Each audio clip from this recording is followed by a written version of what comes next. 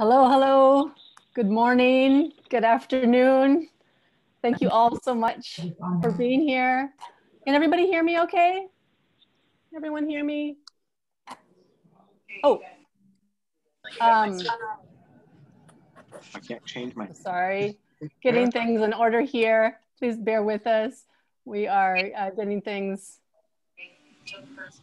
in order, trying to make sure. We have a wonderful panel here this morning for you guys. I want to share my screen. My name is Dr. Kim Compoc, and sorry, I'm not that great at sharing my screen sometimes. Da, da, da, da. Here we are. Welcome to Solidarity Works, Lessons from Mauna Kea. Again, my name is Dr. Kim Compoc, and I teach U.S. history at University of Hawaii, West Oahu. We are so pleased to have all of you participating in this event. We have anticipated for such a long time. Before we get into the nuts and bolts of the event, I'd like to hand it over to my colleague at University of Illinois, Urbana-Champaign, Rep. Mulhi, for the land acknowledgement. Thanks, Kim. We would like to begin today by recognizing and acknowledging that we are on the lands of the Peoria, Kaskaskia, Piankashaw, Wea, Miami, Mascoutin, Odawa, Sauk, Meskwaki, Kickapoo, Potawatomi, Ojibwe, and Chickasaw nations. These lands were the traditional territory of these native nations prior to their forced removal. These lands continue to carry the stories of these nations and their struggles for survival and identity. As a land-grant institution, the University of Illinois has a particular responsibility to acknowledge the peoples of these lands as well as the histories of dispossession that have allowed for the growth of the institution for the past 150 years. We are also obligated to reflect on and actively address these histories and the role that this university has played in shaping them. This acknowledgement and the centering of Native peoples is a start as we move forward for the next 150 years. Thank you so much, Ripon. And I'll read a brief one here from my point of view at University of Hawaii, West Oahu. We want to offer this ho'ia aina, this land acknowledgement that Hawaii is an indigenous Pacific place whose original people are the Native Hawaiians, or Kanaka Maoli or Kanaka O'iwi, as they're often referred to, have been stewarding this land for centuries. It is our intention with this event today to honor that ancestral connection to land, as well as to the decolonial futures free from occupation and militarization that we all hope for. And I just wanted to acknowledge also that the reason why we were not able to hold this event in April at University of Illinois was because of this global pandemic, because of COVID-19. And I'd just like to bring an ancestor into the room with us today. Jesreel Juan is the first student at University of Hawaii who has passed away from COVID. And he was actually from a Filipino immigrant family, and he was also a STEM student. And I think that the combination of that is very profound as we think about our work today, about the real crises that face us with regard to climate catastrophe, with the economy the way that it is, and with, of course, with COVID. And so, you know, more than ever, we need science in the people's interests, in the interests of the ecosystem. And we just offer our condolences to the Juan family as we remember his legacy. So thank you so much, everyone, again, for being here. To just go over our agenda, we have three wonderful speakers, and after we go through introductions, I'm going to hand it over to them. We're going to have some time for them to interact together. We'll have Q&A from all of you in the audience, and then some calls to action. We call this event Solidarity Works for a reason, and we want to make sure that everybody leaves with a strong sense of what they can do, how they can continue to contribute to this amazing movement to protect Mauna Kea. So yeah, in case you didn't know, Monday was Indigenous Peoples Day, formerly known as Columbus Day. We're getting rid of that. So we are, we scheduled this event today as part of that acknowledgement. This photo here is from our event last November. Thank you everybody at University of Illinois who helped form our solidarity group and who have been part of this growing awareness about the need to protect Mauna Kea. Mahalo to everyone at UIUC, Ripon Malhi, Sana Sabuala, Maisha Nakib, for all of your hard work in making this happen. In particular, we want to acknowledge Campus Research Board, the Student Cultural Programming Fee Advisory Board who helped with the funding for this event, the Carl R. Woese Institute for Genomic Biology, Department of Anthropology, Department of Asian American Studies, where I did my postdoc, the Native American House, who's been a big supporter of ours, and the Society for Equity in Astronomy, who did a big support for us last year as well. And want to thank also Darcy, Christine Edmondson, and Michael Choi, and John Kim on the event tech support, all in Illinois. We thank you so much. And here at University of Hawaii West Oahu, I just want to thank my colleagues in history, my colleagues in Hawaiian Pacific Studies, the Ho'opu Liko Kumuhau group, and then in particular the Kia'i, I think, who've really done so much from UH West Oahu, Kealani Cook, Manu Meyer, and Elimia Irvine, who've done so much for the protection of the Mauna. And can we please just give it up for Malia Hulliman for our beautiful flyer? We really wanted something that conveys the excitement that we have for what this movement has accomplished. And I think Malia did that really beautiful job with it. So with that, I wanted to just offer this. I know that not all of us are calling from Hawaii. If you want to just take a screenshot of some of these key terms that you might hear during the presentations, we want to be respectful of all the language diversity out there. I might be just, with my very poor Hawaiian skills, trying to include some key terms in the chat if those terms come up during folks' words. So if you want to just screenshot this, it might be helpful for you if you're not familiar with Hawaiian. And with that, I'm just going to begin the three introductions of these extraordinary people who I just love and respect so much. Our first speaker today is going to be K. Oh, I'm sorry, is there a comment or a question? Oh, I'm sorry, I thought I heard something. Okay.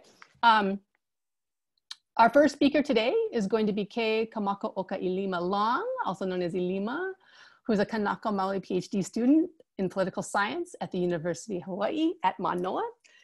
She became involved in the work to protect Mauna Kea in 2010 as a UH campus organizer. In 2019, the standoff at Pu'uhonua o Pu'uhuluhulu, she landed as the Mauna Media Team Coordinator, where she leaned on her experience in campus messaging and popular education. She's deeply involved with student organizing and activism on Hawaiian issues, graduate student labor, and feminist issues. She works to connect student life to organizing and activism, and in political organizing and decolonization more generally. Thank you so much, Ilima, for being here. Second, we'll have Iokepa Casumbal-Salazar, who is an assistant professor of Native American Indigenous Studies in the Department of Anthropology at the University of Texas at Austin. His research examines indigenous social movements, Kanaka Oiwi thought and praxis, settler colonization, race, gender, class, and imperialism. His book manuscript examines the politics and poetics of struggle over Mauna Kea and the indigenous-led resistance to construction of the 30-meter telescope on the mountain Kanaka Oiwi continue to hold as sacred space. And can't wait for your book to come out, Iokepa, can't wait. Christina Manzano-King, our third speaker is, I just finished her PhD, congratulations, and she's an astronomer from Ewa Beach, Hawaii, and is currently studying black hole-driven winds and dwarf galaxy evolution at University of California, Riverside. Thank you all the UC folks out there. Though her thesis depends on data collection collected at Mauna Kea, she has become an outspoken opponent of TMT. In her free time, she organizes to build solidarity and visibility for underrepresented students in STEM. And with that, I will, I'm a little confused as to how I stop sharing I can't quite tell. Okay, I've stopped sharing. Handing it over to you now, Ilima. Okay, aloha mai kako. Everybody can hear me? Oh, wait a minute, Ilima. Yeah. Can I interrupt you? I just now noticed the chat. I beg your pardon, everybody. I don't know what you were seeing, but I apparently did it wrong. So I want to go back to the Hawaiian terms really quick, if that's okay. Just so that folks can, my students are all laughing at me right now because I have this all the time. Play from current slide. If folks need to look at this list, and go ahead and take a screenshot just in case. Alrighty, sorry for that, gang. And I'm no longer sharing, so it's all you, Ilima. Thank you. Okay. Aloha mai kako, everybody. Aloha from the Hawaiian Kingdom. That's my land acknowledgement. I wanted to just start by thanking the organizers for this and thanking Kim for, I mean, she's been putting work into this for about a year. And shout out to all the students that are in the house, especially those from University of Illinois, Urbana-Champaign. And yeah, let's just get started. I do have some slides. And like Kim said, I've been involved as a student and campus organizer around this issue, starting as a graduate student in Hawaiian Studies at the University of Hawaii at Manoa. And now I'm working on my PhD, but since the announcement was made that the TMT had set its sights on Mauna Kea in 2010. And, you know, the fight to protect Mauna Kea from sort of boundless development from astronomy has, of course, been going on since well before 2010. And if you would like more on the history of this struggle, then I would recommend watching the film Mauna Kea Temple Under Siege, which is available online for free. I would like to start with a little bit of preface as well, because we're talking about the issue of solidarity. We're going to be talking about issues well beyond the construction of a telescope on Mauna Kea. And I kind of wanted to bring into the conversation this sort of point, it's a talking point that TMT puts out, and by TMT I mean actual official representatives who speak on behalf of the TMT corporation, and they say that this issue is not actually about the TMT. This issue is actually about, you know, a bunch of other grievances and sort of a problematic history in Hawaii with the Kanaka Maoli people, and for us, we're the sort of victims of that. Well, that is to a degree true, except for that it's not about the TMT.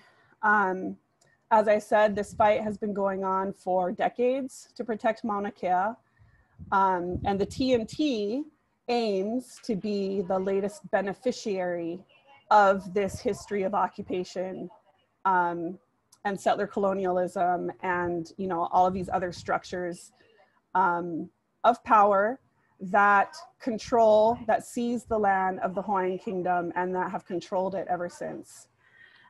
So it is about both. It is about protecting our mountain from any further desecration. And it is also about understanding these histories and understanding the structures of power that facilitate the desecration that has happened thus far, that facilitate the fact that the state of Hawaii has the law enforcement apparatus ready to be deployed against Kia'i, et cetera. So I wanted to bring that in the room to sort of set a little bit of context as well before talking about solidarity. And then what I would like to do in talking about solidarity is talk about what it does. So we know that solidarity is a principle. You know, we try and do it our best, but I want to talk about some of the different kinds of solidarity that we've seen through the Mauna movement, and then, you know, what it does. And I'm gonna start sharing my screen now. So please, Kim, if anything is wonky, just unmute yourself and flag me right away. Nothing throws me off in Zoom than like screen share issues. But I would like to start by sharing a framework that we teach, a couple of folks and myself, Noi Goodyear Kaupua, Noeal Peralto, Andre Perez, Joy Enomoto helped us revise this. We do a political education curriculum called Movement Building for EA. And when we get to the module on direct action, we talk about these different ways of thinking about political engagement, taking power versus making power. And when we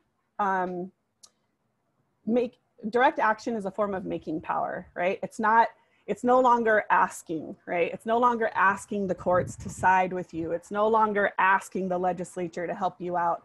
It's actually doing what we did up on the Mauna, which was claiming that space and making a direct intervention into something that we felt was destructive. Taking power would be those other things that I mentioned, but we can also think about solidarity as a form of making power. Where is it? Okay, I don't have it up yet. But think about making power and think about solidarity as really critical and important work to building the world that we want. Creating spaces that are grounded in a particular set of values. And solidarity work is about being, I was thinking this morning, like the metaphor of a construction worker. It's work. You actually have to actively construct this space and this world that you want. So when we look at taking power, we're looking at, you can think of it as the politics of demand, right? Relying on someone else to grant you what it is that you are asking for. Waiting and demanding that the state take action and grant gifts of recognition, integration, or compensation. And it often relies on experts, such as attorneys or highly skilled specialists, that doesn't allow for mass participation.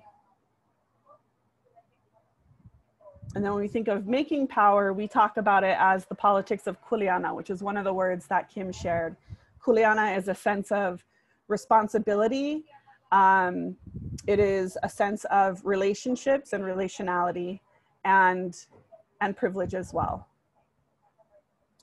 It recognizes the power of the people. It is action-oriented, and it works on building networks and relationships that nurture the world that we envision together. And it invites mass participation, proliferates and networks autonomous zones, and to provide people for their collective needs, okay? So that's just wanted to provide a little framework there to think about this stuff. I also want to acknowledge that there's not a hard line in between these, right? Direct action often has a really important relationship to sort of, you know, working and chipping away at the system. And so like this last point says, it may include skirmishes with the state, it may include some aspects of working in the system, but the primary idea of making power is to build that world. Okay, now I have to go through these fast. I'm sure I'm already taking up too much of my time. So the first aspect of solidarity that I wanted to touch on is the solidarity that happened on the Mauna at the Ala Kupuna. The Ala Kupuna was the Mauna Kea access road, the one road that leads up to the summit of Mauna Kea that construction vehicles can go on at least. And that's where the kupuna got arrested. So it was called the Ala Kupuna, the road of the kupuna, Kupuna Road. And this is where the tent was set up. This is where all the ceremony happened 3 times a day. And it was so awesome because almost immediately, contingencies of Pacific peoples started arriving formally to offer ho'okupu, so to offer, you know, sort of gifts, honorary gifts, and to pay their respects to the kupuna. And so we had this massive contingency of Tongans. It was 100 strong. We had a massive contingency of Samoans. This woman who you see up here is from a group representing Northern Marianas Islands, a group of, that was part of a larger group of folks from Micronesia. Of course, we had Maoris come up. But what was so special about the Pacific peoples who came up is often in the Pacific context, when we're trying to connect with other Pacific peoples, we're either studying each other, we might have individual relationships, but on a collective level, it's often, we approach it as traveling, taking a group of students or taking a group of, you know, artists or something like that, practitioners, and traveling and doing a cultural exchange, okay? And we, you know, we strengthen our Pacific identity and all that. What was happening on the Ala Kupuna was Pacific peoples were coming and practicing formal methods of diplomacy and respect and doing the things, chanting genealogies when they would get there. And we would have our Hawaiian sort of, you know, orators chant the genealogies that connected Hawaii and Tonga. They would give amazing gifts, massive woven mats, money, things that in more traditional times, Pacific peoples would formally give to other Pacific peoples in that context of diplomacy. So in a sense, the kupuna were taking their rightful place as the ali'i, right? As the leaders, the respected elders of Hawaii, and other Pacific peoples were coming in solidarity. But what was actually happening was we were re-stitching traditional relationships and practices that we had practiced with each other at one time that we haven't in so long in this formal. And then to think about that the context is struggle. The context was a Pacific recognition that we are in struggle against colonialism always and have been for a long time. And that in a sense that has defined our relationships for a long time and our lack of relationships for a long time. So that's one piece. Sorry, go back here. This was a Taiwanese group who, well, an indigenous people from Taiwan who had sent basically a song over in solidarity. So threading, you know, global indigenous resistance and struggles. And it made everybody on the Mauna take pause and take a look at what's going on with indigenous folks in Taiwan, right? So there's like reciprocal consciousness raising going on the whole time as well. Naming and fighting these systems of oppression that we are fighting against around the world: settler colonialism, capitalism, imperialism, militarism. Palestine has for a long time been a relationship that folks in Hawaii and folks in Palestine have been working on together, that relationship, Hawaii-Palestine. This is a picture of Punahele, who's Kanaka from Waianae, carrying a Palestinian flag on the Ala Kupuna one day in ceremony as a, you know, formal sort of recognition that he had brought back from his trip to Palestine. There's a picture of the Morning Star flag from West Papua that we flew on the Ala Kupuna, and that is illegal to hold up in West Papua, right? And this was on, and I took this picture from a post that the Pu'uhonua Pu'uhuluhulu Instagram put out on December 1st, which is the day that we sort of recognize West Papuan independence and their struggle and their fight for freedom. So again, it's that sort of reciprocal educating and consciousness raising.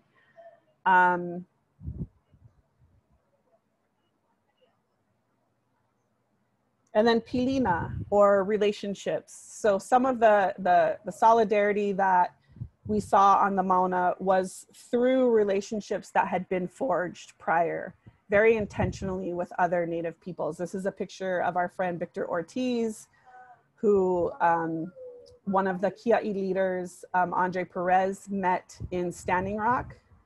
and I think at Standing Rock or at a Greenpeace, I don't know, a camp or something like that.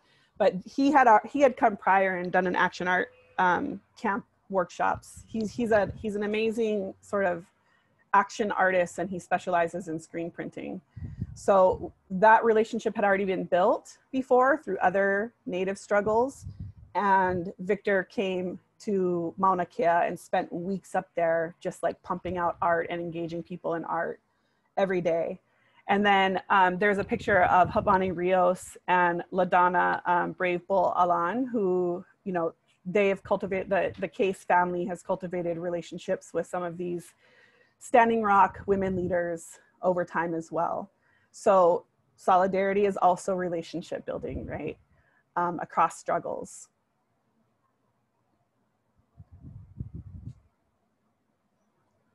There's a little bit of a delay here. And then we have, the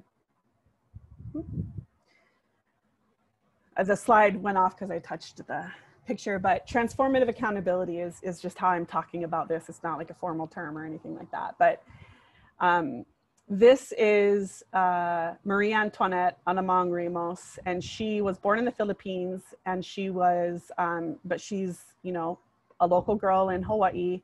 She's a graduate.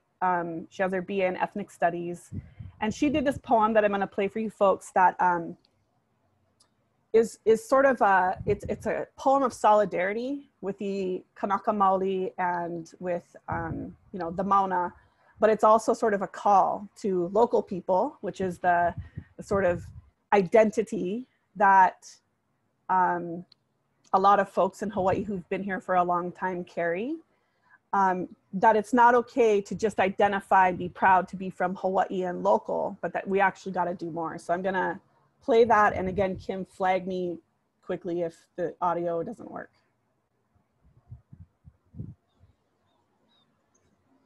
Lucky we live Hawaii, where we can sit at the beach with sandy toes, sun and sky, Hawaiian flag waving relentlessly above us, while Kia'i offer their bodies to the Mauna and Kupuna sprawl on their bellies shortly before being carried away, zip-tied and arrested, to be sent off like criminals for protecting what is sacred, what is ancestor, what is life. But lucky we live Hawaii, right? Where we can sit at the beach with sandy toes, sun and sky, Hawaiian flag waving relentlessly above us, while Kanaka chain themselves to cattle grates in freezing temperatures, and Mana Wahine lock arms under the scorching sun, while keiki are cradled and cared for so that they too may deliver their love for the Aina.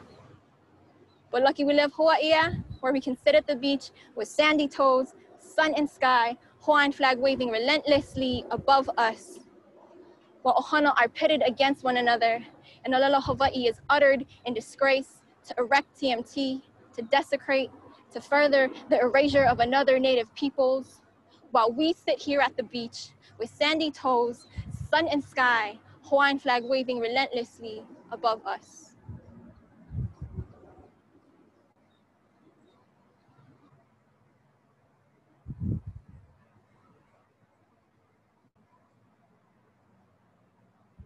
So calling in the local, right? The sort of immigrant community here. And I put settler in quotations because I find settler useful as a critique and sort of to think about the structures of settler colonialism. I don't always find it useful in terms of building solidarity and becoming co-accomplices in bringing down oppression. So, you know, yeah, so anyways, that's, and then this is another, you know, form of transformative accountability, the astronomy, STEM, academic community, calling their own in, saying, we're gonna do this differently from here on out. We understand very clearly the connections between our own desires for justice and what's happening here, even though we may have particular stakes in the industry as a whole.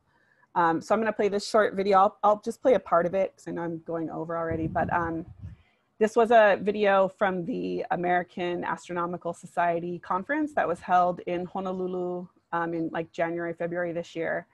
And Mikey Inouye one of our Mauna media team guys and a community organizer, went and interviewed folks from the astronomy community, and you'll see Christina in here as well, but I'm just gonna go ahead and give this a play. Let's see.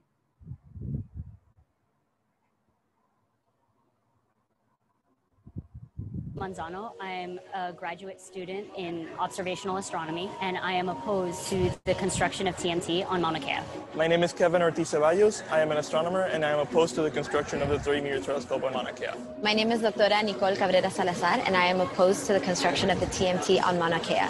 My name is Dr. Lilimir Irvine. I'm an assistant professor of physics at the University of Hawaii at West Oahu. Ku'ukia'i Mauna, A'ole TMT. My name is Dawit Zagaya. I'm an astronomy PhD student at the University of Chicago, and I oppose the construction of TMT on indigenous land. Hearing about the arrest on Mauna Kea of many of the elders and protectors who are on the Mauna completely shocked me. You know, astronomy aims to study for the stars, understanding like greater aspects of like ourselves in the universe. However, if astronomy also means arresting people for trying to protect their own land, I wouldn't want to identify as an astronomer. What lengths are people willing to go through in order to satisfy these very capitalistic wants? Because it's not even a need, it's a want. If this is what it's going to come down to build this telescope and the violence that's happening, I don't want to be any part of that. As we look for places where we may want to build our telescopes, we always need to be respectful about the right to consent of the people whose land that is. I think it's critical to respect the indigenous people of the land that we work in or that we ask to work in. I'll go ahead and leave it there because folks get the idea. So again, this is part of making power, right? Changing the very worlds that we live in and calling them to accountability for these things, and understanding that it doesn't crush our stakes, right? The TMT does not die if it is not built on Mauna Kea, right? Astronomy does not die if the TMT is not built on Mauna Kea. But we need to go about our, our interests. We need to go about our research in particular ways. And then finally, a look at labor. So I'm part of an organization called Academic Labor United. And unlike Urbana-Champaign, we don't have a unionized graduate student worker body yet. ALU is the effort to unionize graduate workers.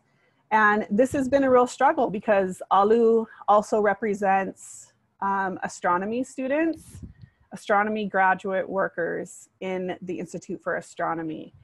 And so we've had to grapple with like, how do we represent the graduate worker body when, especially at UH Manoa, there are graduate workers who feel very strongly in support of the TMT. And those are graduate workers that some of them who have put some good time into ALU prior to all of this kind of going down, and have helped towards unionization. A lot of ALU leadership went to the Mauna and served in very substantial support roles during the standoff, but we were trying to think through as an organization, what is going to be our approach to unionism and labor. And so, with a lot of discussion and really trying to be careful and, but stick to our principles for justice. These are some of the, we landed that we are a social justice organization. Worker issues, gender issues, race issues, and issues of indigeneity, these are all worker issues. So we take a whole worker organizing approach. We're committed to emancipatory politics. Of course, we're semi-affiliated with the ILWU, whose famous motto, it's sort of become a labor motto in general, is an injury to one is an injury to all. And then, if you read that quote from Reverend Dr. William Barber, the idea is that we are stronger together. We can't win fights in silos. We can't win a better world in silos. So when we center, when we bring Indigenous issues, Black issues, queer issues, women's issues to the center of our politics, we are we are bringing in these entire communities as well, right? And it's critical to building out that network. And if you're not willing to do that, well, your little fight is going to stay in the side and is not going to be strong enough to actually win. And then I thought I would just sort of drive that home. It keeps doing that. The shout out to GEO. I thought I went and looked at some of the photos. This is the grad union for Urbana-Champaign. And this was, you know, when Janice came out, and I thought this was like a great sign that also encapsulates this. Grad unions provide a concrete way to make academia inclusive for everyone, but that means that you don't silo the different issues. And then of course, Juneteenth this past year, the ILWU organized the West Coast shutdown for a day, which was amazing. And there's a picture of Angela Davis in Oakland. And this is one of the flyers. These were the 3 sort of points that they were bringing forward in the day-long shutdown on Juneteenth. End systemic racism, stop police terror, and stop privatization of the Port of Oakland. There's so much in there, right? There's so much in there. How does the privatization of the Port of Oakland, how does the gentrification of Oakland relate to the movement to protect Black lives, right? How does the state and the enforcement apparatus relate to all of these things? So I thought this was just such a great visual example of the kind of broad thinking that is critical to solidarity building. And then lastly, just also, what does solidarity do? We can see that this is just in Hawaii, just in the year since the standoff. Kahuku stood up against Capitol and against law enforcement who's there to protect Capitol, to protect their aina, that's on the North Shore. Hunananiho, the community of Waimanalo, stood up against Capitol and had law enforcement there to protect Capitol, to protect their community. Hakipu'u, which is on the bottom. In fact, you know what? I didn't include the one that is popping off right now, which is in Maui. Maui is going off right now, and people are confronting developers and police if they have to protect their community. And then we see, this is Kim's partner, this is Kim's wife, Joy Enomoto, who's on this call as well, who's badass organizer here, longtime organizer here, and prior in the Bay Area, at the Black Lives Matter March on June 6th. So we are also, you know, moving. It's like, okay, the Mauna, we're not on the Mauna now. And Black folks are having to stand up for themselves right now. And we're gonna go provide all kinds of action support and be there to support in any way we can. And then also the movement to demilitarize Hawaii has also really picked up thanks to the work of the folks in the Stop RIMPAC Coalition, which is also Joy Enomoto. And so this is that world being built out in Hawaii right now, right? There was so much energy through Mauna Kea, and that energy has spilled over into all of these communities and to all of these issues. So this is actually, you know, this is the construction work that is happening. And this is, like I said, is just in Hawaii. So I'm gonna end on that good note. I really apologize for going over Kukia'i Mauna. Mahalo, Ilima. That was awesome. Everyone, let's please give a round of applause for our Ilima. That was wonderful. All right. Thank you again. We're going to hand it over to Iokepa now, UT Austin. Okay. Aloha mai no kako. So currently I'm coming to you from the indigenous territories or the ancestral homelands of the Alabama Coshada, the Caddo, Carrizo, Comecrudo, the Coahuiltecan, the Comanche, Kickapoo, Lipan Apache, Tonkawa, and the Isleta del Sur Pueblo. The various and many indigenous nations who've also made this place their home. currently referred to by many as Austin, Texas, where I'm working in recognition of their enduring sovereignty. I just want to note that there are ongoing struggles here in the borderlands, as it were. And as a Kanaka Maoli on these indigenous territories, I recognize that I have new responsibilities and obligations to these indigenous communities on whose territories I currently occupy and am privileged to have a livelihood. So with that, and in mindfulness of their ongoing struggles for life, land, and liberation, I want to extend my aloha and the aloha of my kupuna in our native language by saying ano ai kako, aloha mai no kako. It's a real pleasure to be here, and I also want to thank Kim Compoc and the organizers for having me. So I have to admit that solidarity is not central to what I'm currently teaching, researching, and writing, but it's always something that I think about, and it certainly comes up throughout all of my classes frequently. But I thought what I would do in this talk is to give some insight about what my research is and what my writing is on, and some of the questions that I raise. And then what I would hope that that would do is lead me to a place where I can actually start doing some real-time, maybe theorizing, and hopefully stage a conversation with you all. And I'd be really keen to hear some of your insights in terms of how I'm thinking about this stuff with regards to the two terms in the title of this panel, Solidarity Works. So I've been thinking a lot about this in the last few weeks since we've narrowed things down to that title, and I believe I have some new frames to offer, perhaps, or at least some new questions to ask. And so I'm hoping that that's what will come out of my portion here.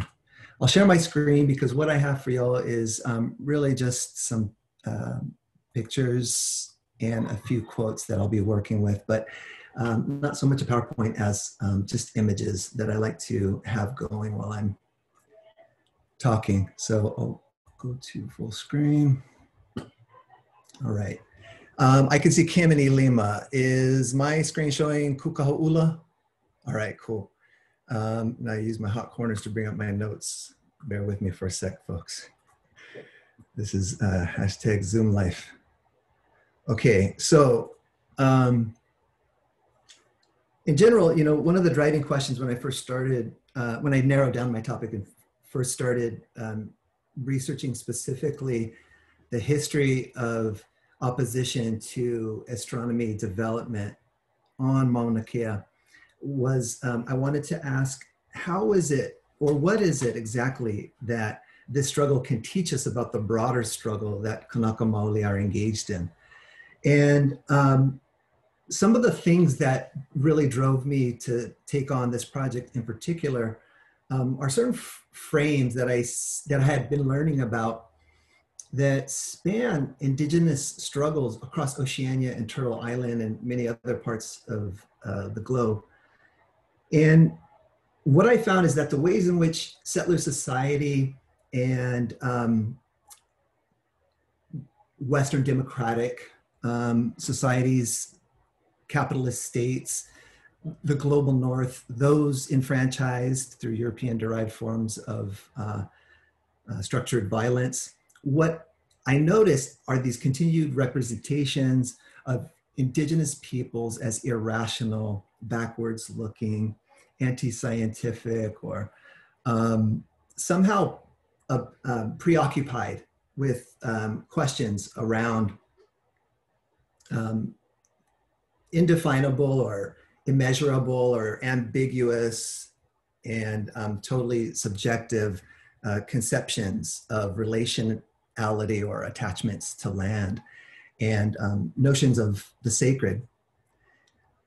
So in approaching this, I was tasked early on in a presentation that I gave in a very public way. One of the first times I began presenting some of my analysis on the question of this conflict on Mauna Kea, I was challenged publicly to write the sacred into my work by Antipua Kanakaole Kanahele, who asked me, you know, as soon as I finished my presentation, she raised her hand and said, okay, this was all very nice. I appreciated your theory, Iokepa, but how is the mountain sacred? And, you know, what I could say was that I had some discomfort in writing that into my work, and I hadn't, you know, thought deeply in ways that I was wanting to at that moment, and that I would eventually, I feel, or that I continue to do. But also that the difficulty, it made me also face the difficulty I had in writing the sacred into an academic piece, because I am wholly an academic in terms of my profession, but in many other aspects of my life, I'm just simply, you know, an artist, an activist, a friend, you know, a family member, somebody who's accountable to communities and participates in political actions wherever possible. But what I found was that the difficulty I had in writing the sacred into my work comes out of the ways in which we are, as Indigenous peoples, but especially Indigenous peoples who are trying to have a voice in academia, we're disparaged or sort of scrutinized and challenged on characterizing the traditional relationships that our ancestors had to the natural world through reference to things that are immeasurable and irreproducible, or sort of like not arguably objective. And so I started looking to Indigenous scholars as a, you know, partially my, you know, political commitments. I think about my citational practices. So in reading Indigenous scholars who sort of transit across more Western scholarly voices and those ways of framing that speak to obligations to the land and accountability to communities who continue to maintain these traditions, I was really influenced by a variety of concepts, but, you know, most of them being centered around this notion of relationality.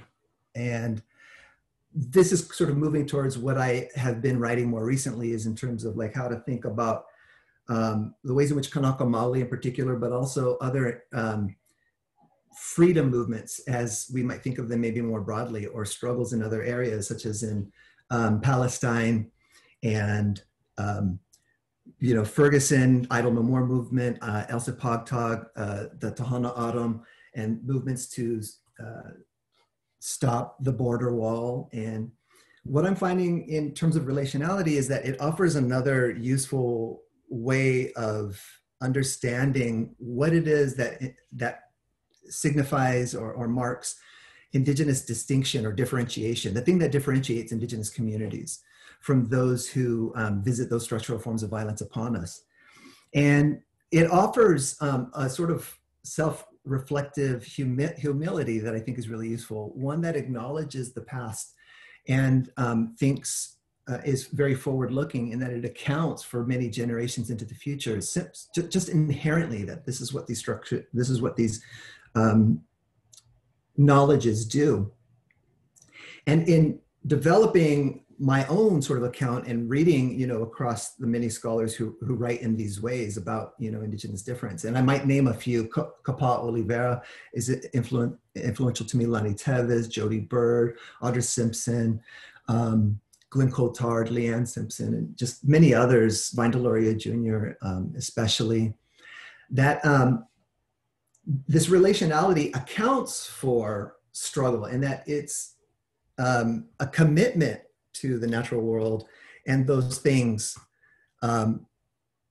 that often don't have a place in the sort of domesticated and captured world of academia, and the lives of those who, for a variety of reasons, find themselves engaging. Now, I don't want to disparage people who are in academia, of course, because, you know, I mean, not only because it's against my personal interest, but the reality of it is good work is being done in academia and in academic worlds.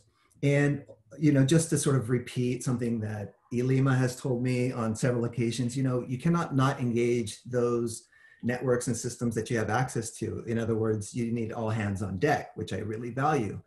But in doing so, you know, there's a way to carry both the sort of contradictions that come with engaging in settler law or, you know, although I'm ambivalent about capitalist engagements, you know, and the seat at the table ideas, I know that, at least from what I've learned from the experiences in Kanaka Maoli activism, that people wrestle with their contradictions and these paradoxes in nuanced and, I think, generative ways, and effectively change systems. So I don't know how effective or what, and it's, you know, I'm not going to make any general claims around that in particular, but with regards to looking ahead and looking back with this sort of orientation towards land beyond possession or beyond land as commodity, beyond land as something to be developed or from which resources might be extracted or to build upon. These forms of relationality, I feel, are so much more engaging and powerful and, I think, instructive. And they're the ones that I want to speak to, because what I see is a continuity across time and space. The continuity is that we have been affirmed in our forms of political activism at Pu'uhonua, Pu'uhuluhulu, for example, or even 2015 or the 2014 so-called groundbreaking ceremony in which Joshua Lanakila Mangawil admonished the crowd to think about what they're doing in refusing to acknowledge the opposition of Kanaka Maoli. And in these various struggles, what we find is that there's an affirmation in what we're doing today, because there's a long genealogy to the forms of resistance that we've been performing ever since when. And so in many ways, I appreciate the theorizations of Kanaka indigeneity that would require of Kanaka Maoli to relate to the natural world in such a way that one gives oneself to a commitment or to the land, a commitment to the land in order to protect and defend, or to recognize the inherent value beyond what you can extract from it or what you can do to it or on it. And so anyway, this continuity and struggle is something that I've found very useful and something that I often write about. So if part of my original project was to ask the question, you know, what can Mauna Kea teach us about the broader struggle with or against settler capitalism and colonization and US militarism in our islands, it took me to a place where I'm at once trying to think about this question that seems to prevail in popular imaginations about Mauna Kea, that you have a confrontation of science versus culture, or science versus religion. So, you know, I wrote a few things that have been published that attempt to tackle that. I think that since 2015, there's just been so much brilliant work and scholarship, you know, and journalistic pieces and more short form articles that have come out that have really helped me to think through what I was trying to do in the dissertation that has become my book manuscript. And in thinking through the distinction between, or this really imposed and forced dichotomy between science and religion, what I find is that the culture will always lose out, because in this frame, the scientific just is simply affirmed by all of those things on which that depend on scientific, Western scientific traditions and knowledge historically and today. That there's a sort of, they're fellow travelers through our contemporary condition and worlds. So, you know, I'm often curious and ask questions when I see this dichotomy appear in the ways in which people want to talk about Mauna Kea and the activism. You know, what is it distracting us from? What is it taking us away from? And how does it impose, in my thinking, a hierarchy of knowledges, which suggests ultimately at the end of the day that, you know, indigenous knowledge or Kanaka relationships to Mauna Kea, they're quaint, they're really interesting. But, you know, they're just novel stories. They're just, you know, engaging stories. They're really just trivial matters. And at the end of the day, like, the brilliance of Western science is that it can capture everybody, and that it speaks to all of these things that you yourself are trying to speak to, Kia'i or, you know, Native Hawaiians. So it's really condescending.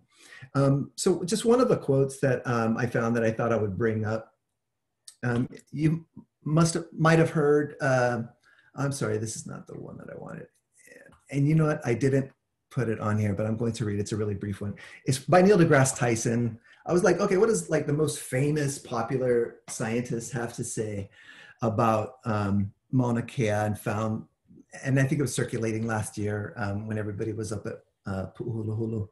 He was on the Joe Rogan show. Not that I want to endorse this show, but if you watch it critically. But the argument he was making is ultimately that, you know, he wants natives, as he calls Kanaka Maoli or Hawaiians, to just acquire more information, that he would hope that through education that, you know, you can learn what we're all trying to get you to think about. And it's hyper condescending. It's really hard to hear, but he ultimately says, you know, what astronomers are doing up there is harmless. It's noble even, you know, it's a very passive science. It's not a petri dish in which we heat it, freeze it, crack it, or anything like that. We're just kind of there communing with the cosmos. And he, you know, it gets deep, it gets real serious. And there's a sort of performance of masculinity that is affirmed through the scientific voice of reason that comes through many of his interviews, and many other scientists who want to assert an astrophysicist's way of understanding the world that we are all a part of. And the argument he goes on to say is, quote, "What we learn as astrophysicists from those mountaintops gives us a deeper understanding of who and what we are in this universe. So I would say, whatever is your concept of God, be it the creator of the universe, the spirit energy that pervades all space and time, whatever is your concept, the discoveries of astrophysicists bring you closer to it," end quote. And all right, so for me, of course, I was just hyper allergic to this quote. It was offensive. And ultimately I had to think about, well, what does it do? So it's a really swift move to impose a way of thinking that brings you into its folds, that would suggest just naturally, it's self-evident. It goes without saying, and we should all just take it for granted, that there are many knowledges, yes, but they exist in a hierarchy. And I'm not going to actually address that hierarchy directly. Instead, all I'm going to do is sort of allude to it by making another broader claim.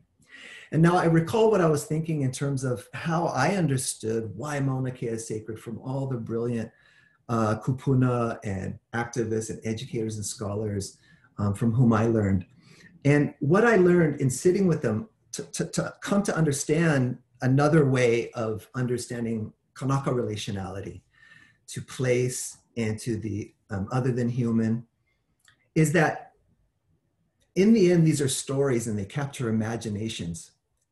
Because I doubt any one of us on the Zoom call will ever actually see the exponential expansion of the universe, and, you know, I mean, beyond the sort of forms of data that are acquired through these enormous observatories. But rather, at the end of the day, you know, what you do with it is you develop a narrative in your thinking that conveys to you a sense of responsibility or a relationship to that thing.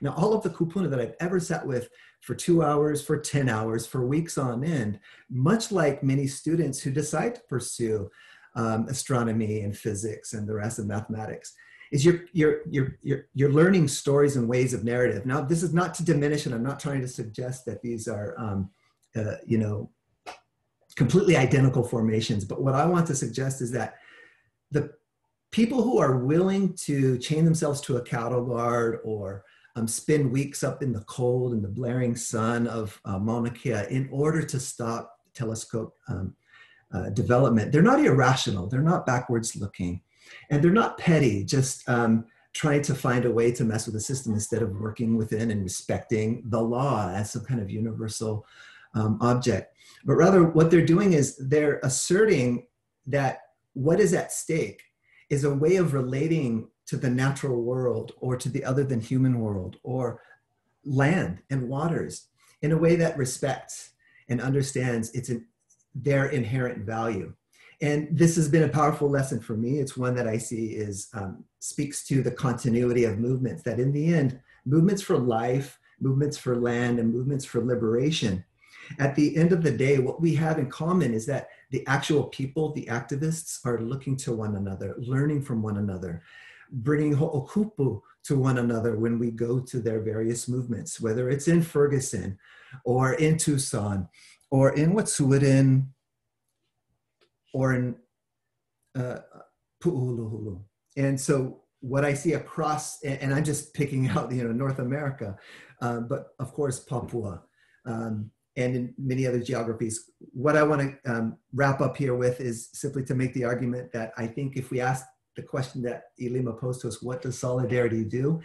It asks of us to think through those frames in non-hierarchical ways, that those who are subject to the forms of violence visited upon them, whether it be around incarcerating bodies, policing neighborhoods, deracinating people from land or displacing them from their homes, and in the intellectual realm in terms of disqualifying them from sort of legal protections or not recognizing when consent has been repealed. What solidarity does is it allows us to understand one another on the other's terms. So I'll just end there and say thank you, everybody. And I'd love to have more conversation after this during the Q&A.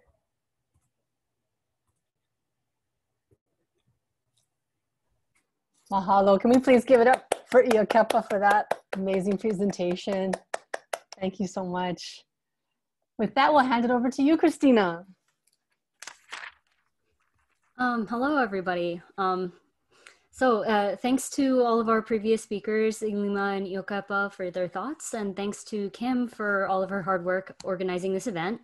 And aloha, everybody, from the indigenous territories of the Kauai, Tongva, Luiseño, and Serrano peoples. I'm here in what most people know as Southern California, Riverside. And so my name is Dr. Christina Manzano. I just finished my PhD in astrophysics at UC Riverside. And I'm, yay me. So I'm now teaching astronomy in Southern California. It is my dream job and I'm very happy with it. And so I'm from Ewa Beach, Hawaii. And so growing up in Hawaii, I understand all of the criticisms that Kanaka have about the building of this telescope. And then also coming from the scientific community as an astronomer, I also understand all of the things that astronomers are saying about, why we should build this telescope. So this is one of those rare cases where I understand both sides of the issue very well. And so I can very firmly fall on one side or the other while understanding every single thing that anyone has ever said about it. So,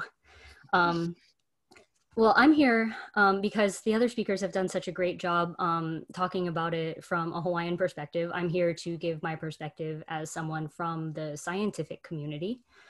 And so one of the main things that comes up in issues like this, and this is kind of close to what Iokepa was just talking about, is this idea that that this is a science versus religion type of argument, that there's this contention between these new ways and the old ways, and that there's this discourse about progression, right? That we either need to let go of these old ideas or somehow incorporate them in this forward march towards discovery, right? And so astronomers will often make the case for this telescope by telling us, how it will advance the field, and kind of like how Neil deGrasse Tyson was talking about, if only these natives would just learn enough, then they would understand why this telescope is so important, and it will bring us all closer to this thing that we're all trying to understand. And there's this very kind of this idea of progression, that you always need to be marching forwards, and that there's this hierarchy where you're trying to get to the top of this hierarchy by going to the top of this mountain and communing with the cosmos, which I can say that not all astronomers think about it that way. But it's this idea that, you know, if you put these two things in contention with one another, this idea that the native perspective is valid and that science is this progressive march forward, it puts TMT opponents in a very awkward position where we're cast as anti-science when really we're anti-capitalism, we're anti-imperialism, we're anti-military, like military conquest of indigenous land. And we're anti this idea that science is this forward progression that depends on consumption in order to expand our capacity for discovery, right? So we're not anti-science, we're anti-science at the expense of other people, right? And so this conversation kind of gets brought into this simplistic place where it's science versus religion. So I want to push back against that idea, right? And so scientists generally enter this field thinking, you know, we want to think of the quest of our quest to understand nature as something that exists outside of any economic system, right? Like scientists don't join up into the field thinking, oh, I want to help capitalism. Oh, I want to help the military. We join up thinking, you know, I really like space and I want to study space. That's what I was thinking about. That's what all of my colleagues are thinking about when they join. They say, some of them just openly say, I didn't want to have a job where I'm just making money. I don't want to be just like a cog in the capitalist machine, right? I want to have a job where I'm just discovering something for the sake of discovering it because it's cool, right? So scientists don't really like to think about our place in this larger system, right? And yet our discovery, the culture, the things we choose to study, and the things that generate interest, the things that get funding, all of these things are still steeped in these very capitalist ideas. So we're always talking about growth and advancement, and especially in the field of astronomy, we're always talking about, or we're always operating under this assumption that, you know, we're exploring because eventually we would like to go there, and eventually we would go there because we will have exhausted all of the resources here on Earth. So we need more, you know, we always need more. There always has to be somewhere to go, somewhere to expand to, right? And that's a very capitalist way of thinking about things. It's greedy, right? And it's at odds with a lot of the things that that Kia'i on the mountain are saying. We don't need those things, right? You can still experience nature, you can still explore without destroying, right? And this expansion, though, in our field is seen as intrinsic to the advancement of our field. So that's why TMT is often viewed as anti-science when really we're just anti all of the things that Ilima was talking about. We're anti-colonialism, anti-capitalism, anti-imperialism, militarism. And we can't disentangle this scientific advancement in its current form from those things. While all of the movement on Mauna Kea and all of the people standing in solidarity with Kia'i are fundamentally opposed to all of those things, right? So my point here is that just as long as universities are still operating as businesses, which is something that people don't really like to talk about, but universities really are operating as businesses. And if it wasn't clear before, at least COVID has been kind of bringing this fact to the surface more than ever. This is why it's so hard to envision the future of astronomy without the extraction of resources and the exploitation of native land, right? It's hard to envision astronomy progressing in its current state without building more telescopes, right? Without building this enormous telescope that that depends on native people giving up a part of their land, a part of their culture, and a part of something that exists beyond what can be extracted from it, right? So it's hard to envision the future without doing that, because our our current conception of scientific exploration is so intrinsically tied to this extraction of material and extraction of labor and resources, right? So this kind of brings me to my last point, which is also similar to something that Ilima was talking about before, is student labor, right? And this idea that telescopes don't do science. Scientists do science, right? And specifically, graduate students do a bulk of the work and yet are paid as little as possible.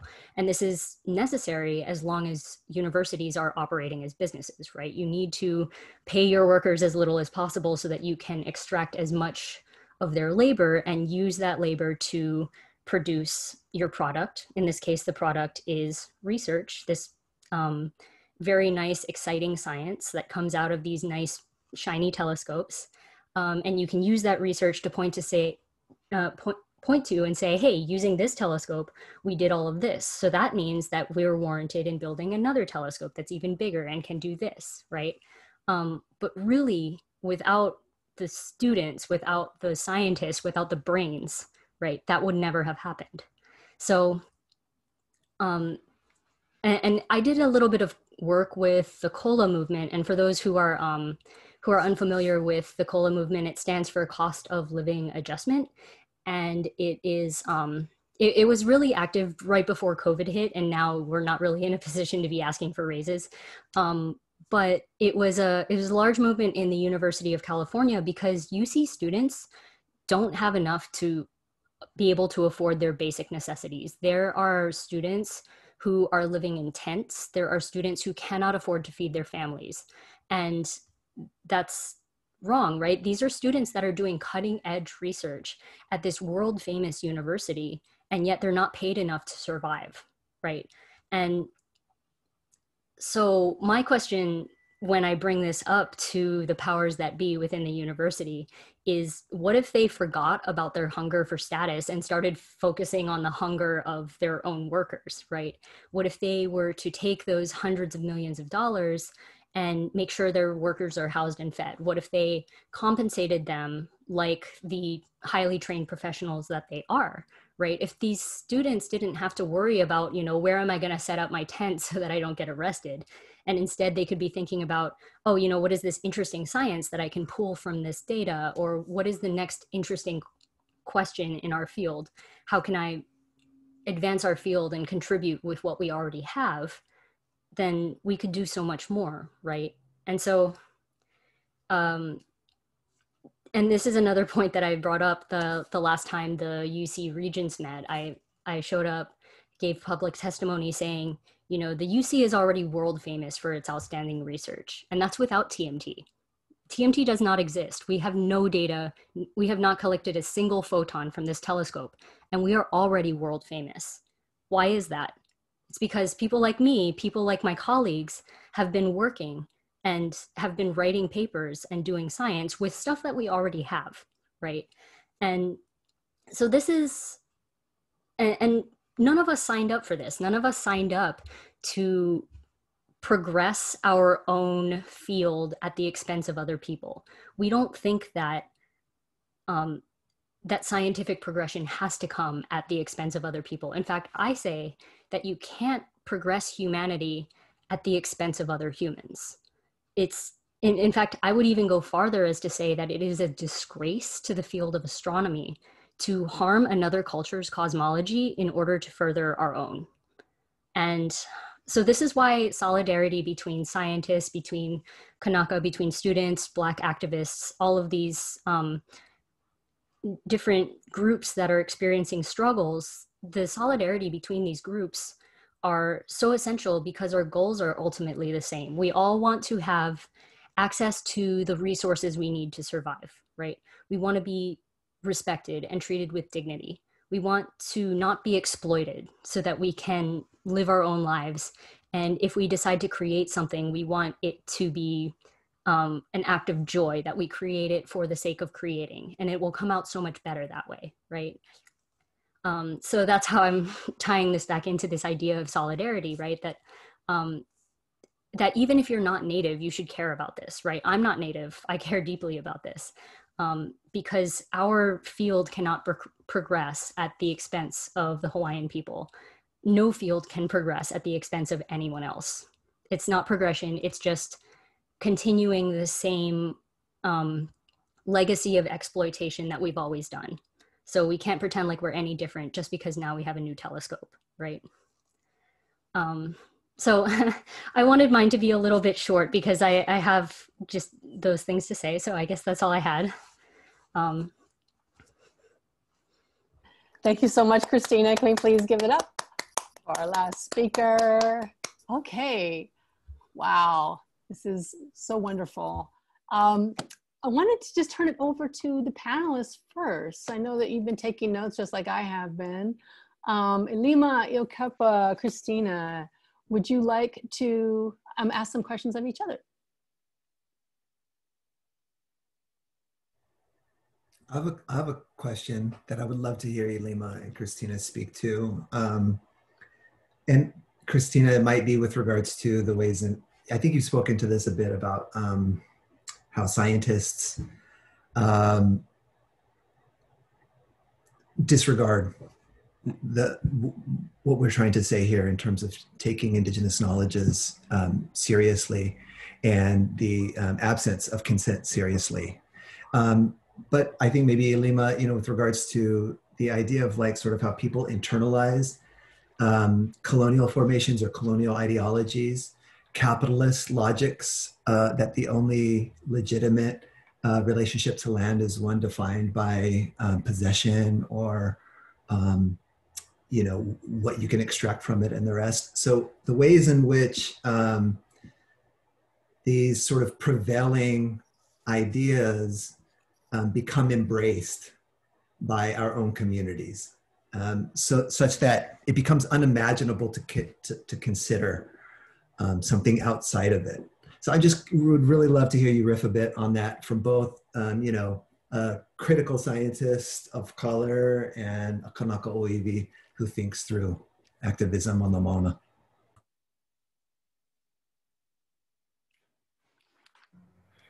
Christina, you got something ready yet, or do you want me to take that first? Okay. Iokepa, I'm not sure. I think we've all internalized these things, right? And this whole idea of like raising your consciousness or getting woke or something like that, there's never an arrival spot, just like Christina said, right? There's not this like, there's not a place to get to that is like there. And so it's about, I think, constantly reevaluating your assumptions and, and how you think about things. So for me, I'm always trying to think about, one, education and consciousness raising. I mean, I really think that that's what it's about. And when you talked about the quote, Neil deGrasse Tyson's quote about if only we knew more about astronomy, and that astronomy gives us a better sense of where we are in the universe. I just think that's so ignorant, because I have not gained more of a sense of my place in the universe than I have through Hawaiian studies, not through astronomy, because that whole sense of place was ripped from our ancestors when our language was beaten out of them. And, when an American education curriculum was imposed upon all the children here in 1906. So for our sense of place in the universe is one that, again, it's an active effort to educate, right? And to understand the systems that have like helped formulate and shape your thoughts. And then, reconnecting to ancestral knowledge and place-based knowledge and things like that. So I have hope for all, right? And we've all internalized it, and we all have to do that work to pull those weeds out. Now, if there are some who want to dig in their heels, and I mean, I feel like in this moment right now, we all know what I'm talking about. Like, we see that in our communities more than ever, just it's like meme politics. It's not about critical thinking, right? And there are some who have just dug in their heels, and that's the moment we're in. And you know what? I'm taking a break from those people, and I'll see you down the line a little bit when we can actually like think and use our minds, really. So there's some who've just decided this is my position, and I guess what I do is I question, and I don't know if I question it to their face, because you know, we all got to have compassion for where we're at, right? We're all on journeys, right? But do you have a grasp on the systems of power that historicize and contextualize what's happening with our lahui, right? And I feel like your dissertation does a great job at sort of being like, oh, it's kind of this thing that, you know, really makes a big difference on where people are willing to go with this particular topic. So I'll just leave it there. Did I? Okay.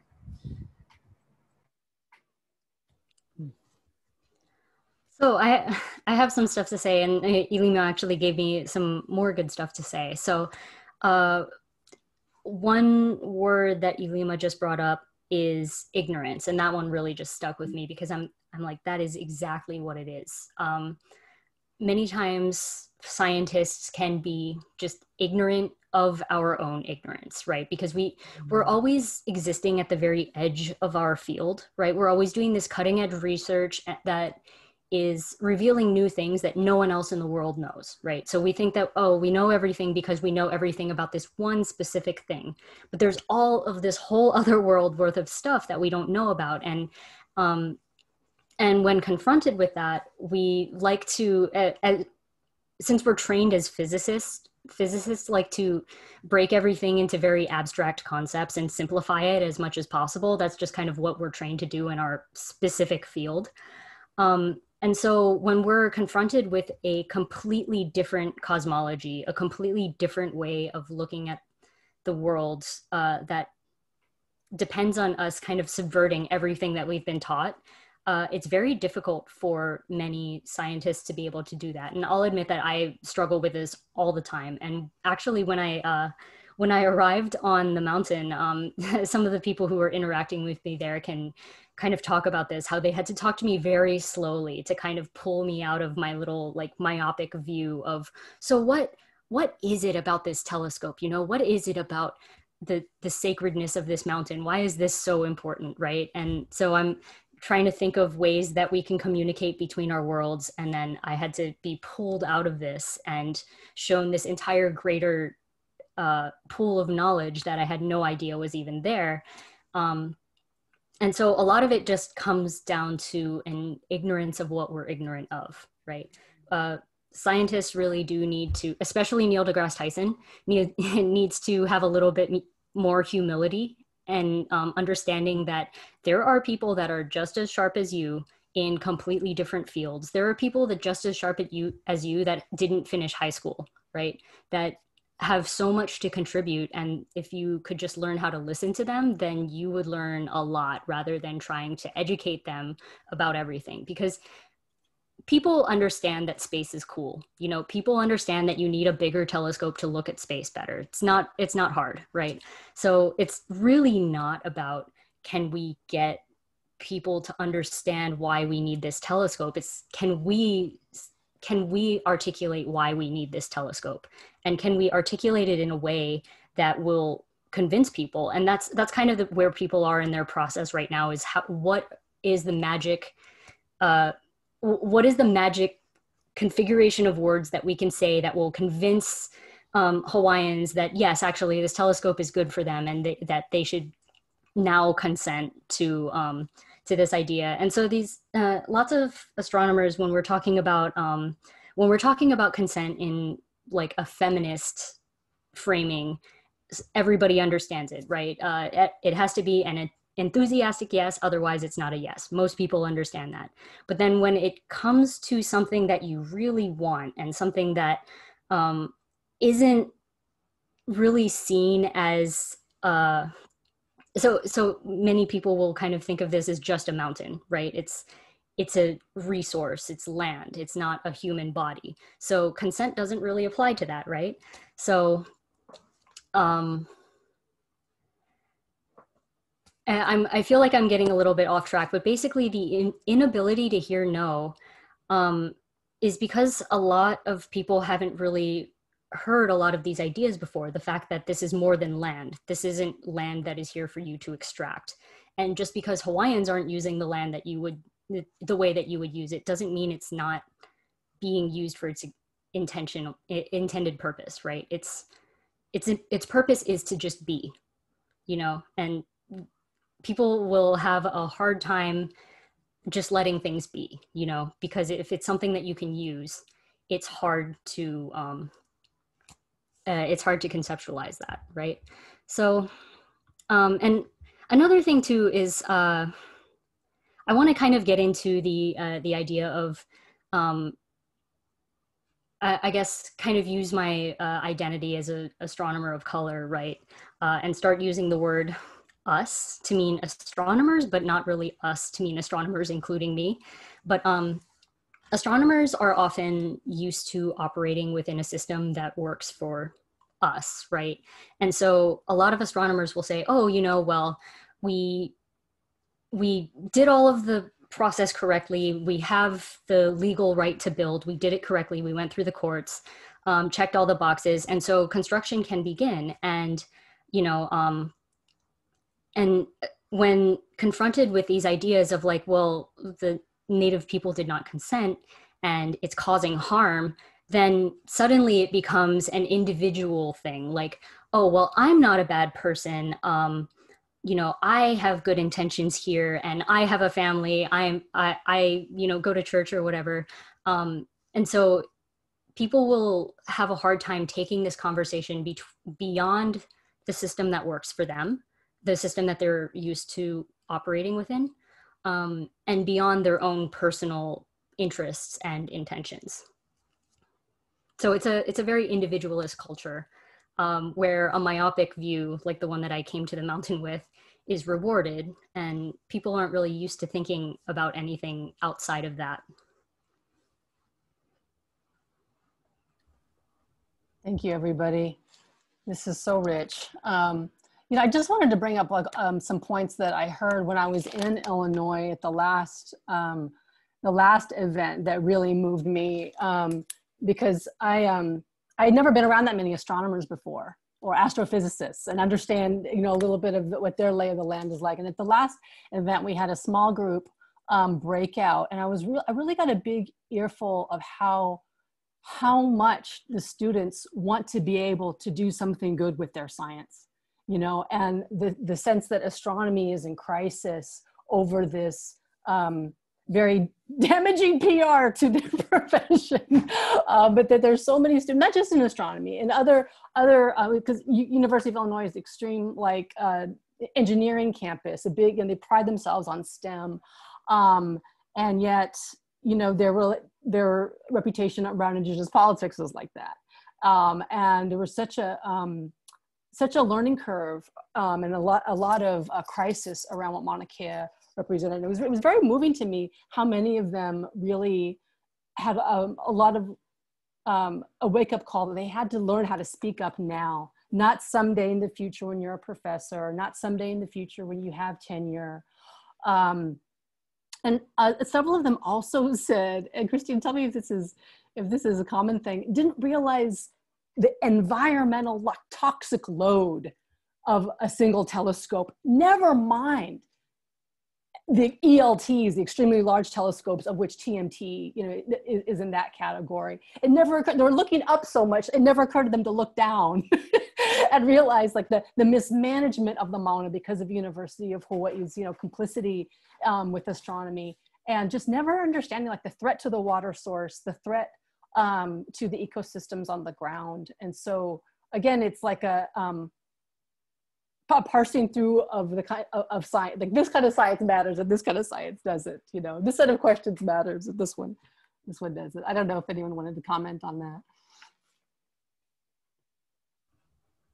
I do have a quick, I guess, a quick personal story of watching a talk about the hydrological studies of the mountain, because this conversation about water is one of the places where there's the biggest, or I think it's the biggest, easiest to address gap in understanding. So I watched this 10-minute talk about this hydrological study that was done to Mauna Kea to understand how the water flows within the mountain, right? And so people will say, oh, the mountain is our water source. And at the very summit of the mountain, that's where the most pristine water comes from, right? Because it hasn't been, contaminated by all of the stuff downstream. And so somebody went and did a study by drilling holes into the mountain, which is a whole other conversation to have.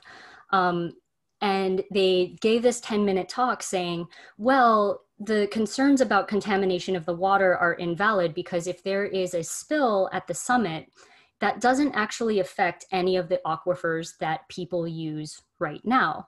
Instead, what happens is if there's a spill or some kind of contaminant at the summit, what will happen is that stuff will seep into the ground and it will contaminate the water source that is deepest within the mountain, and it will stay within the mountain for 5,000 years, and it will leach out in these underwater springs that are very far away from civilization. So the point of this hydrological study is to show, oh no, your specific water source right now will not be contaminated. The stuff that comes out of your faucet today doesn't have anything to do with the summit of Mauna Kea. And I'm like, okay, I buy that.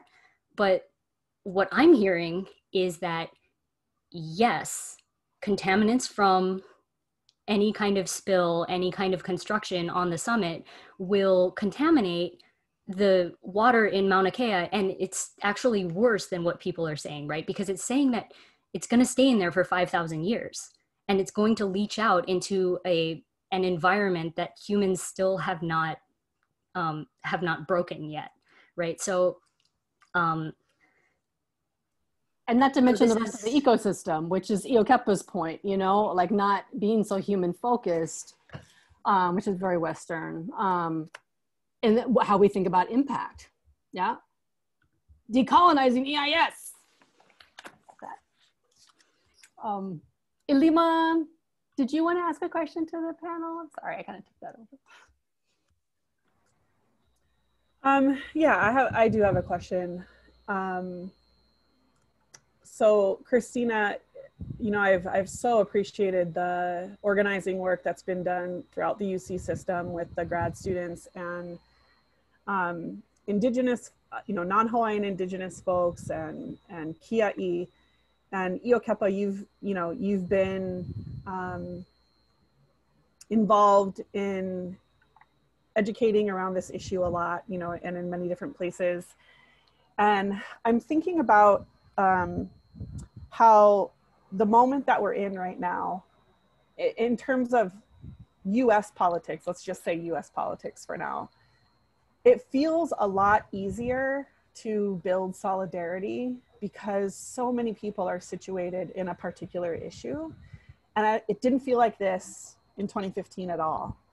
And so I'm wondering if you can, just each talk about, that's some like really broad context, but what are the conditions that you've seen that make the difficult aspects of the Mauna Kea issue like connect to people, and for them to be like, you know what, I may not identify with anything being sacred, maybe other than human life, but I'm in. So yeah, just if each of you could touch on that briefly, I would be really curious for myself to get your perspectives, because I'm just in Hawaii. I might offer a couple ideas.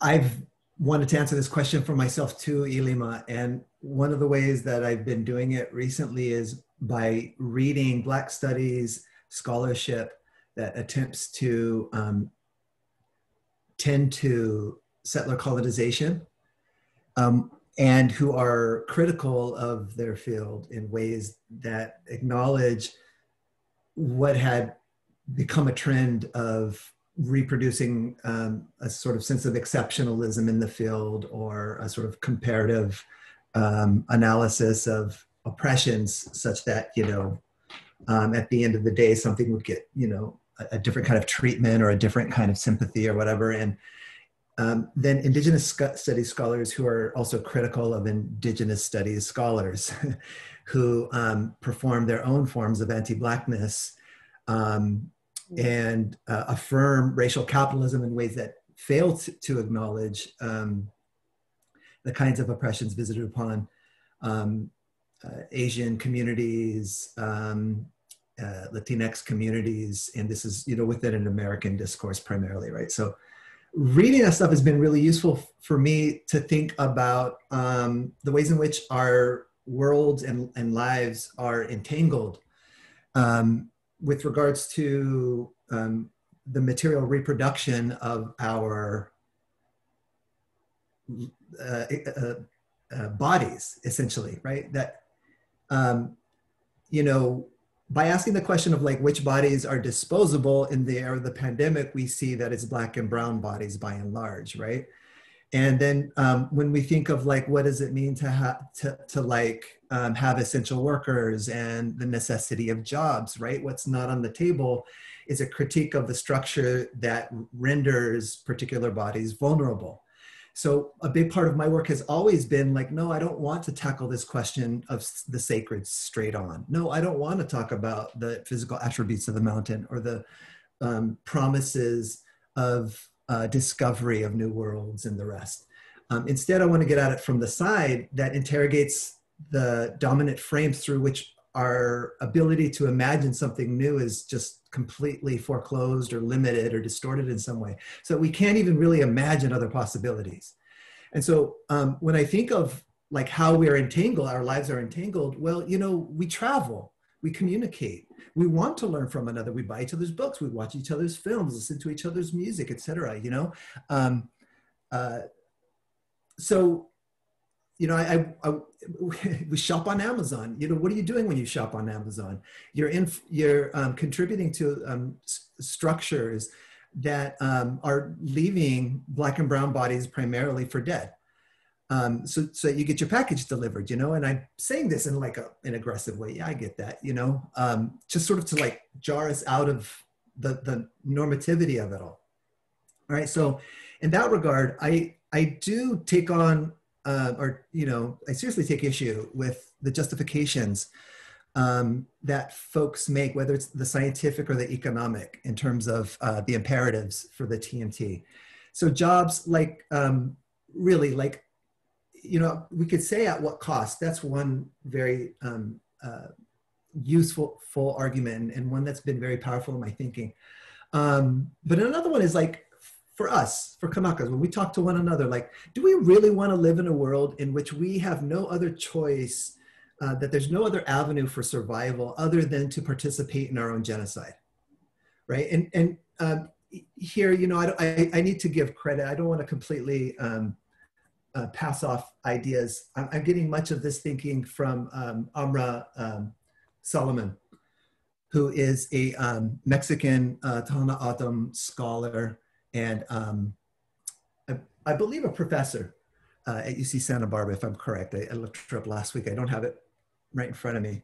But like, I asked this of myself, you know, do I want a world in which I have no other choice but to think of my material well-being and reproduction coming out of the structures that are also complicit in our genocide, that have historically benefited from our forced removals and our evictions and the bombing of Kaho'olawe, right? Like, you could disaggregate them, but I think there's utility in thinking of them in conversation to one another.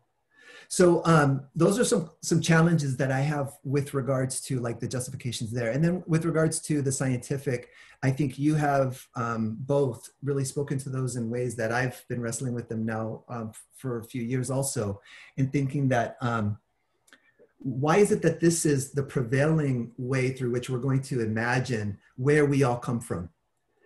Why is this the one? Because what this one does is it affirms rather than challenges the contemporary condition that has emerged out of a social, cultural, political, economic system that was dependent on forced removal and genocide of indigenous peoples in the Americas, and the enslavement and kidnapping of indigenous peoples from Africa, and the continued forms of misrepresentation, removal, disqualification, detainment, and the rest of other vulnerable and minoritized, racialized peoples.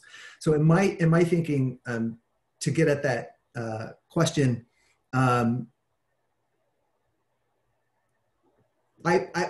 I want to think about like how I'm looking to other struggles and then how they speak to the things that I'm interested in and how the things that I'm interested in reflect that. You know, when Governor Ige had his emergency proclamation and then tried to vilify Kanaka Oiwi as like drug dealers, thugs, and you know, polluters and the rest, you know, that was one of the most absurd attempts, just groping at whatever he could to vilify Kanaka Oiwi, who are arguing for something very different. And then, you know, of course, we stepped up and had a very different self-representation. But that kind of distortion is an abuse of power because he has the loudest microphone, much like Trump is doing when we see the vilification of activists as just this like, you know, universal Antifa or whatever. And then, you know, apologizing for white supremacists, like, you know, the sort of similar gaslighting and vilifying and settler selfhood, through victimization, like making settler belonging a sort of settler nativist way of being, comes out of very similar kinds of rhetorics. So if we could pay attention to the language and the vocabularies that are operating in one area, they become very useful in thinking through ways in which they're imposing upon our lives, you know, back in Hawaii. So anyway, I'll stop there. Thanks, everybody. I do want to leave some time for questions if folks in the audience would like to offer that.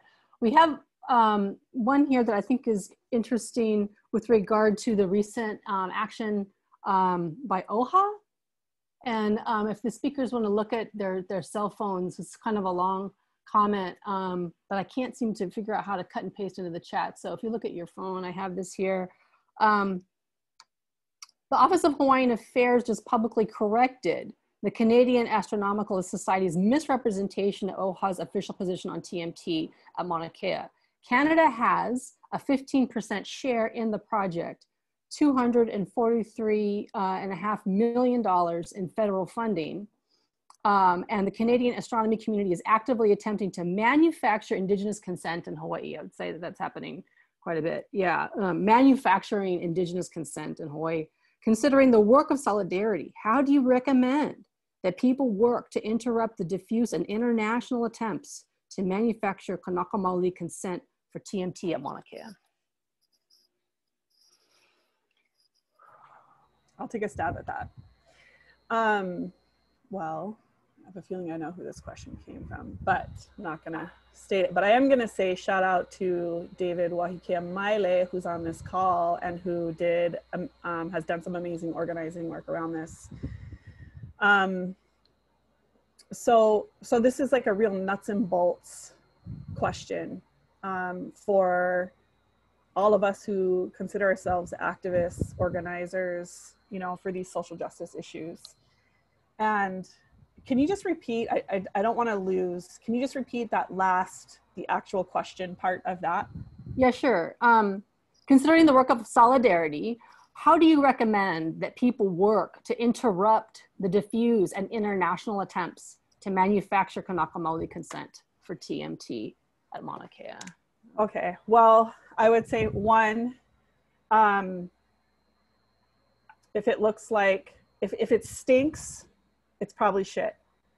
So, you know, those of us on this call who are Indigenous, who do this work, like, if you see something like that, that is a little fishy, like start reaching out to folks, because that's what happened in this Canadian case, right? Waihi Kea saw something that he knew just was not true, and we reached out and did that work. It made it all the way back to OHA, and they said, no, that's not true. This is likely to happen throughout the TMT, you know, kind of stakeholder community, because right now there's a lot of funding on the table, but that's in question. So there's the sort of Canadian federal, you know, science granting foundation. In the US, it's the National Science Foundation. There's a lot of money that the TMT needs. As Christina said, it does not exist yet. It doesn't exist at all, you know, in its totality. So in terms of trying to get to answering the question about manufacturing consent, we have to interrupt that. And I believe UI is a member of Aura. Is that right? Correct. So Aura is the conglomerate of universities who, under Aura, they actually have a seat at the governing table of the TMT, which is called the TIO. And so it's really important to stay on top of how are universities right now in the US, it's how is Aura communicating to the NSF? And right now there is an open call by the NSF. You know, 3 folks have been designated to sort of investigate the controversy. It's not part of like a consultation process. We've been encouraging people to engage, but as such, you know, different stakeholders for the mountain or for the TMT have been engaging with the NSF. And I plan to send out that information to participants who registered following this on how to do it, and give you real easy access on how to engage, but also demand of your institutions. What have you know, we want to see what's been submitted to the NSF as they're spending between now and next summer reviewing and trying to grapple with whether or not to give the TMT upwards of $1 billion in new funding, which is unprecedented. And in the time where, you know, federal dollars, you know, we're really having to reshift our thinking about federal spending priorities in the time of COVID and massive unemployment and all those things. So anyways, that's one thing I would say is you have the right to demand of your university to share and be transparent about what they are saying to the NSF. You also have the right to organize and tell your university, you know, what your position is. You also have the right to engage directly with the NSF right now and a window. And hey, if there's anything fishy that comes up, reach out to Kim, reach out to me. You'll have my contact information once I send you all an email about that. But this is what solidarity is, right? It's tapping into your relationships to get clarity, to organize. And that's exactly what went down with Canada. And we all have to depend on that. Absolutely. Do either of you want to respond to that also? I will, but I'll just keep it short. I would just say, like, the work that Waihi Kea is doing up at University of Toronto, I think, is a really good example, a prime example of what it takes. And so in the Department of Political Science, David Waihi Kea Maile, you know, I haven't really had a good conversation with you, Waihi Kea, and I'll just talk to you directly because I know you're on the call still, but it seems to me, you know, what you do is you follow the money, you hold your people accountable, your own people and people that you don't necessarily have access to.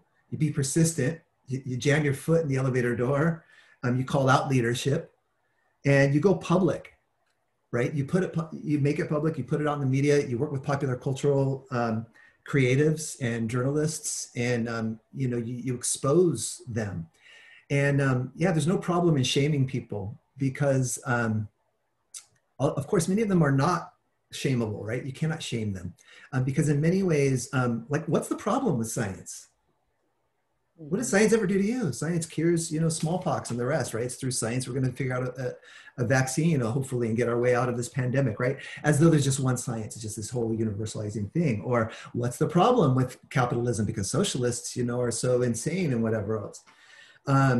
So my argument just goes back to this, that like the reason my work takes the approach that it does is because I've learned the value in developing a critique of power. And if you don't have a critique of power, like if you don't see racial injustice, if you don't see environmental destruction, if you don't understand colonialism, like you're just not going to get it, right?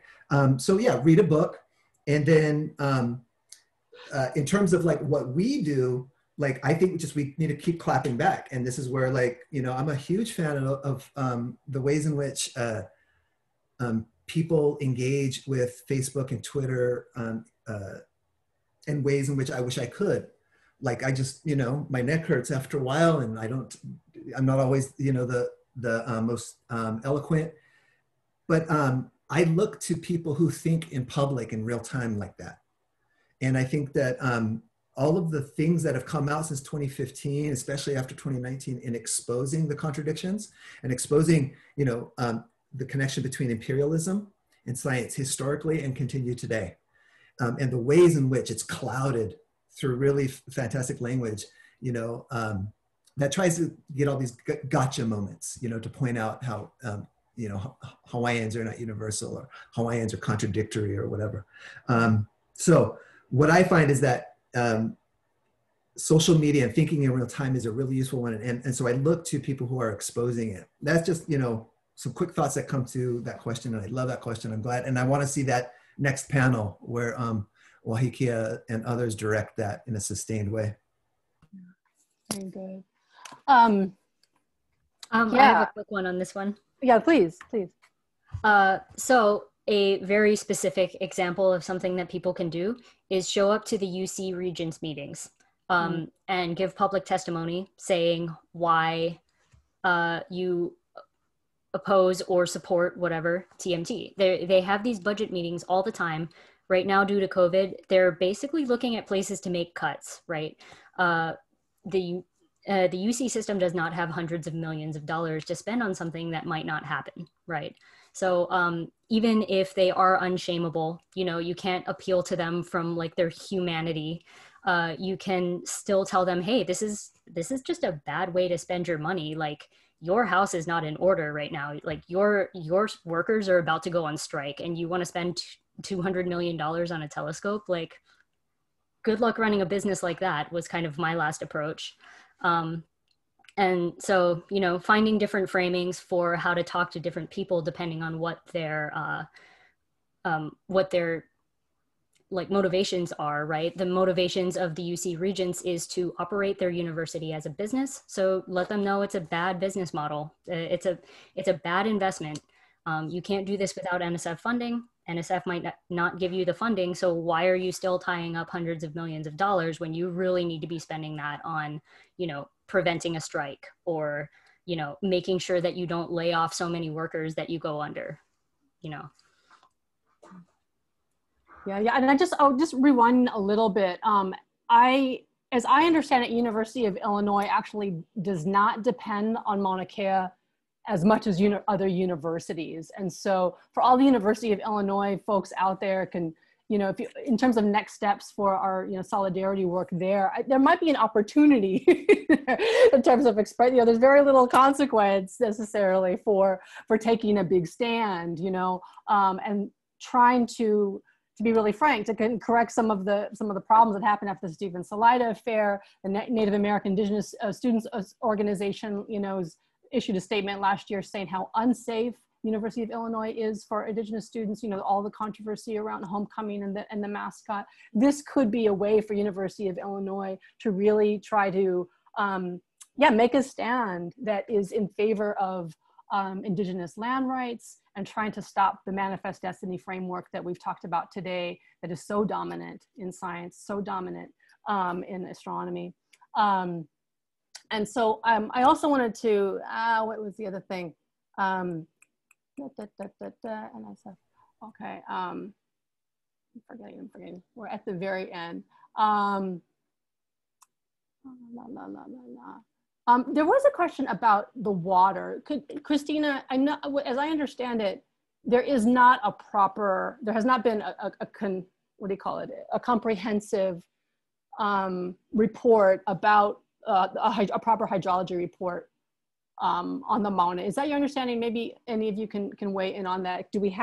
What do we have with regard to official scientific studies of water on the Mauna? So I would have to dig up the study that I saw. I don't know if it's as comprehensive as it could be.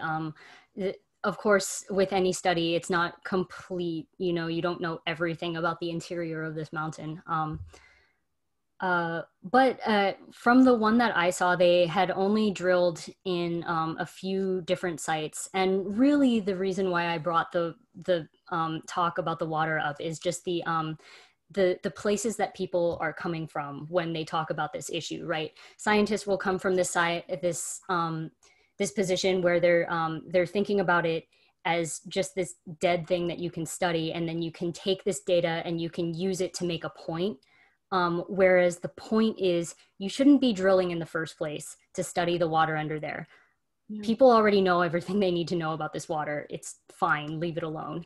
And then, you know, and the thing about this water conversation is I think it's such a great thing to talk about when we talk about this, because if you just zoom away from this conversation about water and just think about how this conversation progresses and not the details of the conversation itself, like not the details of what the hydrological study says, the details of how people approach this conversation.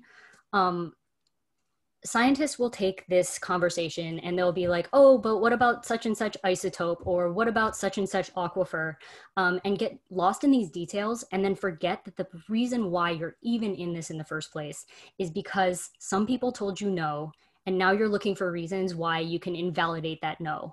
Yep. And you're having a hard time with it because you can't do that morally. Yeah. Yeah. It's so true. We're getting a lot of people, or a handful of people who are really pro TMT and really wanting for their voice to be heard. And I just feel like I have to quote right now, all you guys are so brilliant, but I just wanted to quote this amazing article, Reframing Astronomical Research Through an Anti-Colonial Lens. I'm sure you guys know, but Shonda Prescott-Weinstein has been an important indigenous and black and Jewish theoretical physicist point of view about why we should support the Kia'i. And this is from her article, and she's talking about this issue of when there is a split, or there's a perceived split among Hawaiians or between indigenous people whose land you have your eyes on. And this is her saying, astronomers must recognize past attempts to weaponize differences of opinion in the indigenous community and commit to not repeating this destructive behavior to achieve a certain outcome. When a contested land is central to the execution of a project and there is a conflict within an indigenous community about it, astronomers should assess whether moving forward will enhance that conflict and damage relations between members of indigenous communities. If moving forward will be damaging to such a community, astronomers should pause their efforts until consensus can be reached. In light of this, TMT should halt efforts to build on Mauna Kea. And I just think that I know that to me it's a statement that I use with my students quite a bit, because you're right.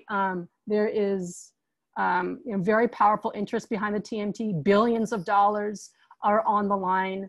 Our universities are run like businesses, and they're able to launch incredible PR campaigns to get their point of view across, to create that sense of consensus that is absolutely not true. We're right at the very end. Can we just do a quick go around speakers? Any last thoughts before we say aloha to everyone? We'll start with you, Ilima. Okay. I mean, my last thoughts are just everybody who came here, who came here to really learn and try to think how to build out our movements. I really mahalo you for that. And if you're in the academy, that's where the struggle's at right now with regard to funding. So please do pay attention to what your schools are saying to the NSF or otherwise about this issue. And as always, we are also here to support boost and amplify and even provide, you know, more material support for issues across movements. So tap in, we're here. Thank you. I'd just like to say thank you, Kim and Ilima and Christina and all of the organizers and everybody who participated. And yeah, I would say please just continue to follow this issue and learn from those who can actually speak from a position of I think with a framework that recognizes TMT is not being pushed through in isolation from other historical events, and that the context in which it takes place is relevant. Mm-hmm. And indeed, there's no one way to read that history. But I would say, you know, if we look to Pu'uhuluhulu and the tens of thousands who went to 6,000 feet in order to show solidarity with Kanaka Oiwi last summer, how else do we interpret that, if not through an understanding of those people who find the mountain to be sacred? And indeed, the language of sacred and spirituality and the rest completely fail to capture what it is that those people are doing. But in terms of anti-colonial movements, anti-capitalist movements, and an intersectional approach to understanding the conflict, without those, or attention to those lenses, it's just going to continue to be a puzzle for folks. So I'll leave it there and say thanks to everybody again for following this panel. I'll echo everyone else in saying thank you to the organizers. Thank you to everybody who showed up and participated. And I guess the parting idea that I want to leave is that this movement worked. TMT did not get built on the mountain, even though it was supposed to be built many years ago. It should be done by now, but it's not. It hasn't even started because of solidarity, because of the hard work of Native people standing in the way and protecting their land. And because of the help of all of these other groups that don't necessarily benefit from stopping TMT, right? Like, I don't benefit from stopping TMT. I could have a very fruitful career. If this telescope is built, I would have access to that. I would be able to get all of this beautiful data and build a fruitful career, but there are things that are more important than that, right?